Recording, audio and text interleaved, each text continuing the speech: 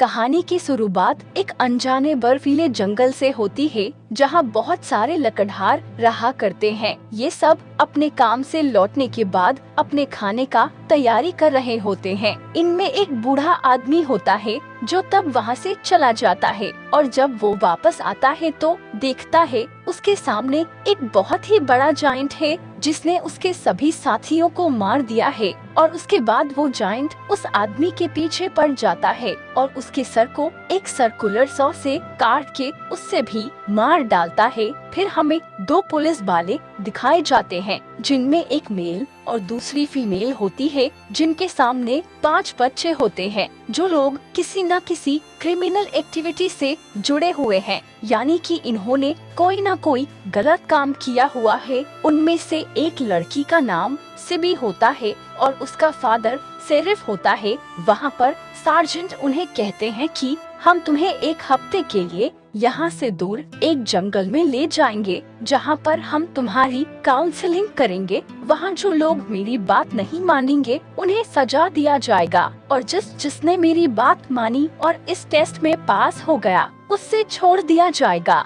मतलब कोर्ट भी उनको आजाद कर देंगे। अब ये सब यहाँ से गाड़ी में जंगल की तरफ बढ़ने लगते हैं। तभी रास्ते पे इन्हें एक बूढ़ा आदमी दिखता है जो इन्हें अजीब तरीके से देख रहा होता है। इन्हें कुछ समझ में नहीं आता और ये आगे बढ़ जाते हैं और एक जगह पे रुक जाते हैं जहाँ सार्जेंट उन सब को एक टेंट देता है और बोलता है तुम्हें इसी में रहना पड़ेगा। वही जंगल में दिखाया जाता है जहाँ एक भालू एक हिरन का शिकार करने ही वाला होता है कि तभी उस भालू के पीछे एक जायंट आ जाता है और वो उस भालू को मार देता है। वही रात को सारे लोग आग के चारों तरफ बैठे होते हैं। तभी वो बूढ़ा आदमी वहाँ आ जाता है और अजीब सी हरकतें करना शुरू कर देता है, लेकिन ये उससे पागल समझ के कुछ नहीं कहते। उसके बाद वाले दिन ये सारे लोग सार्जेंट के साथ हाइकिंग के लिए निकलते हैं और दूसरी तरफ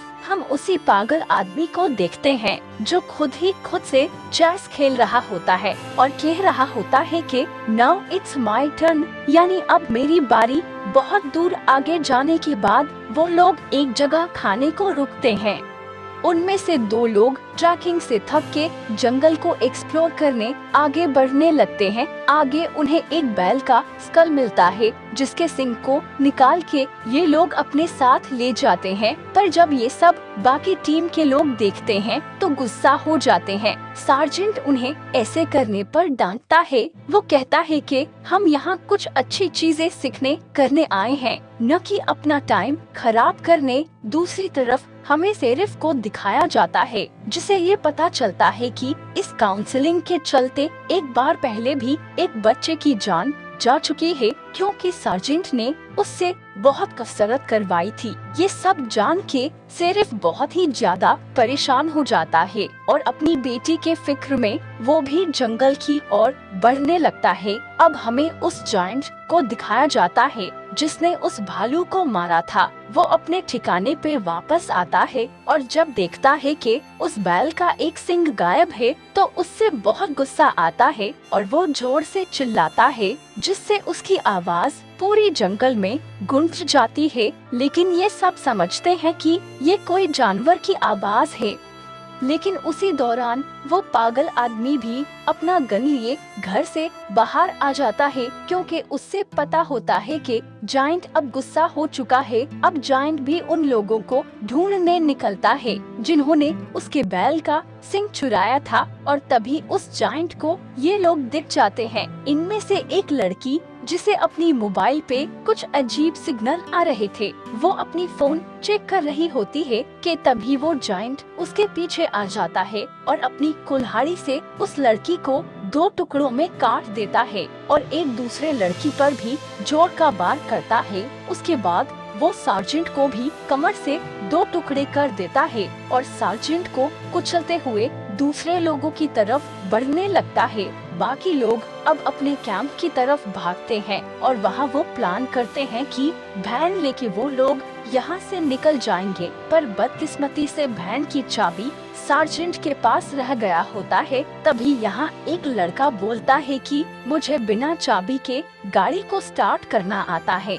और वो लोग डरते हुए गाड़ी तक पहुंच जाते हैं, पर उस लड़के से वो गाड़ी स्टार्ट ही नहीं हो पाती, जिससे वो बाकी बची लेडी पुलिस उस लड़के को वैन से वापस ले आती है और उसके तुरंत ही बाद वो जायंट इनके वैन को घसीटता हुआ अपने साथ ले जाता है, ताकि ये लोग यहाँ से भाग ना सके और जाने के लिए उन्हें उसके गुफा की ओर जाना पड़े। और वो वहीं इंतजार करता है कि कब वो लोग आएंगे और कब वो उन्हें उनकी किए की सजा देगा। फिर हम उस पागल आदमी को देख पाते हैं जो भागता हुआ इनके केबिन की तरफ आ रहा होता है और फीमेल पुलिस उसे केबिन के अंदर ले लेती है। वो आदमी बहुत घबराया हुआ था और घबराहट में वो बोलने लगता है कि कहीं ऐसा तो नहीं कि तुम लोगों ने उसके साथ कोई छेड़खानी किए हो, वरना ऐसा क्योंकि वो तुम्हारे पीछे हाथ धोके पड़ा है कि तभी से भी उससे वो सिंह दिखाती है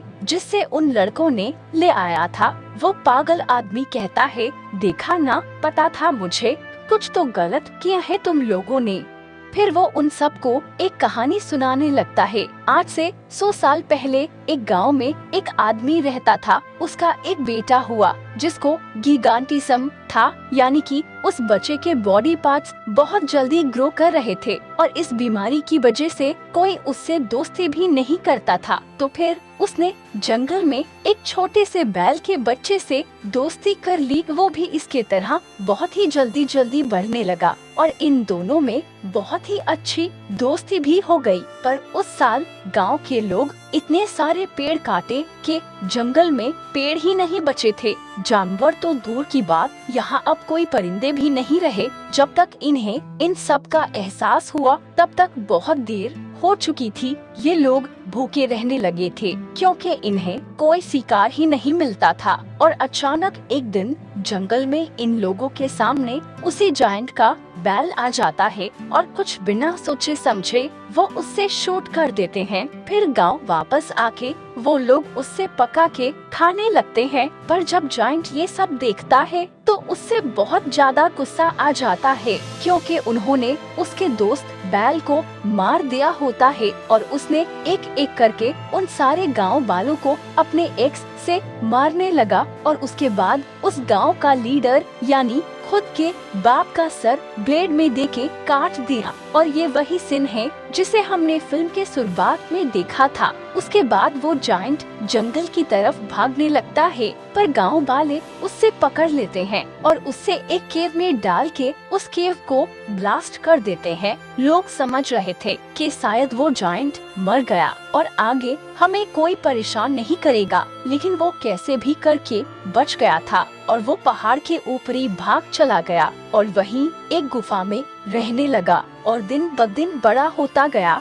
वो उस गांव में एक लड़की को भी पसंद किया करता था, पर वो उससे नफरत किया करती थी। इसलिए अब वो हमेशा उसके बैल के कब्र के पास ही बैठा रहता था। और इसके बाद वो आदमी इन्हें कहता है कि तुम लोगों ने उसके बैल का सिंह उसके कब्र में से उठा लाए हो, तो सोचो उससे कितना दर्द हुआ होगा। और वो तुम लोगों के पीछे आना कोई गलत नहीं है। ये सब सुनने के बाद वो लड़का उस सिंह को लेके बाहर आता है और उससे आसमान की ओर वह उछालते हुए बोलता है कि ये लो जायंट, तुम्हारे बैल का सिंह और हमारी जान छोड़ दो। और ये सब कह के जैसे ही वो केबिन की तरफ आगे बढ़ने लगता है, तभी उधर से जायंट उसी सिंह को इतनी जोर से फेंक के मारता है कि वो सिंह उस लड़के के सीने के आर पार हो जाता है और तड़पते हुए उसकी डेथ वहीं हो जाती है। बाकी लोग भी डरते हुए केबिन के अंदर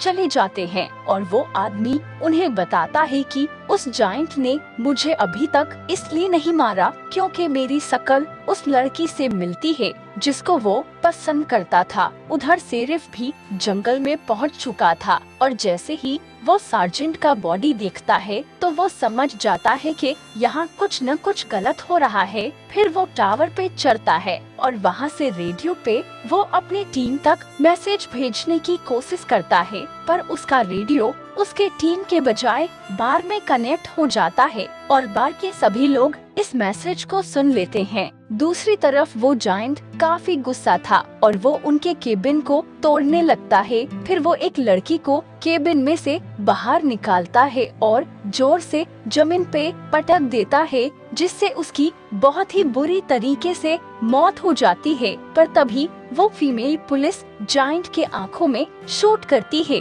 और इन लोगों को वहाँ से भागने का मौका मिल जाता है। वो सब वहाँ से भागने ही वाले होते हैं कि वो पागल आदमी उनके सामने आ जाता है। वो कहता है, रुको, कहाँ जा रहे हो? मैंने तुम्हें कहा था कि उससे वो लड़की वापस चाहिए और तब तक मैं तुम्हें यहाँ से जाने नहीं दूंगा। तभी एक लड़का उस पागल से उसकी गन छीनने की कोशिश करता है, पर वो पागल उस लड़के को ही शूट कर देता है और वो वहीं मर जाता है। जायंट को ये सब देख के बहुत गुस्सा आ रहा था और वो अपना एक्स इन लोगों पे फेंक के मारता है, पर गलती से वो एक्स उसी आदमी को लगती है और जीस से उसका सर उसके धड़ से अलग हो जाती है। अब ये लोग उस जंगल से निकलने लगते हैं जहाँ से भी ड्राइव कर रही होती है और उसका फादर सिर्फ गाड़ी के पीछे उस जायंट पे नजर रखे हुए होते हैं। लेकिन जायंट भी उन्हें मारने के लिए उन लोगों के पीछे भाग रहा था। उस वक्त सिबी का ध्यान थोड़ा सा हटके अपने फादर की ओर चला जाता है, जिससे उनके गाड़ी का एक्सीडेंट हो जाता है। फिर वो तीनों भागते भागते एक डैम की तरफ चले जाते हैं और जायंट भी इनके पीछे पीछे यहाँ आता है और तभी वहाँ बार के सारे लोग और पुलिस भी यहाँ आ जाते हैं, क्योंकि खुशकिस्मती से उन लोगों ने शेरिफ का मैसेज सुन लिया था। अब वो सब मिलके जायंट पे शूट करने लगते हैं, जिसके वजह से वो काफी घायल हो जाता है और उसकी काफी खून भी बहने लगता है और फाइनली वो पानी में डूब के मर जाता है। और जिससे सिर्फ उसकी बेटी और वो लेडी पुलिस डैम पे खड़े होके ये सब देख रहे होते हैं। सिबी का फादर काफी खुश था, क्योंकि इन समय पर उसने उसके बेटी को बचा लिए होता है, पर वो बाकी लोगों के लिए भी दुखी होते हैं। और इसी के साथ ही ये कहानी खत्म हो जाती है।